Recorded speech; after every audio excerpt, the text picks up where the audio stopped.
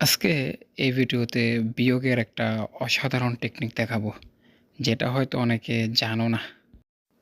প্রথমটা থেকেই শুরু করি। ধরো ৭৪ থেকে ২৮ বিয়োগ করতে হবে। সচরাচর আমরা কি করি? উপরেরটা যদি ছোট হয়, যেমন এখানে ৪ ছোট, ৪-এর সাথে ১০ যোগ করে তারপরে নিচেরটা বাদ দিই। তো ১৪ থেকে ৮ বাদ দিলে থাকে কত? ৬। তো হাতে থাকে ১। এই ১ আমরা এই ২ এর সাথে যোগ করি। কত হলো? ২ আর ১ ৩। তারপরে এই ৭ থেকে ৩ বাদ দিলে কত থাকে? ৪। এভাবে করি, তাই না? তো আমরা এভাবে করব না আজকে। তো দেখো, নিচেরটার চেয়ে উপরেরটা যদি ছোট হয়, যেমন উপরে আছে ৪ আর নিচে আছে ৮।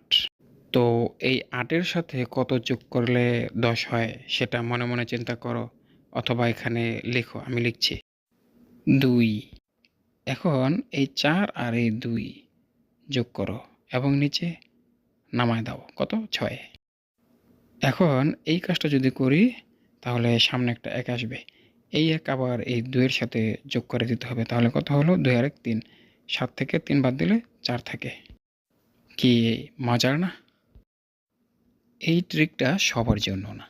যারা প্রাথমিকে আছো তাদের জন্যও না, যারা মাধ্যমিকে আছো তাদের জন্যও না। 6 থেকে ইন্টার পর্যন্ত যারা আছো সবার কথাই তো বললাম। এই সময়টাতে এই সকল ট্রিক শেখার কোনো সময়ই না। ওকে, বোঝা গেছে আমার কথা? তবে যারা চাকরি প্রার্থী তারাই শুধু এই ট্রিকটা কাজে লাগাতে পারে। তো এখন পরেরটাতে যাই। এটাও সেম আগেরটার মতোই। দেখো, উপরে ছোট, নিচে বড়, উপরে ৬, নিচে ৯ আছে। আমি কি বলেছিলাম? নিচে যেহেতু বড় সংখ্যা আছে, কত? ৯। ৯ এর সাথে কত যোগ করলে ১০ হয়? ১। তাহলে এখানে ১ লিখি। তো এখন ৬ আর ১ যোগ করলে কত হয়? ৭। এই ৭ নিচে বসায় দাও।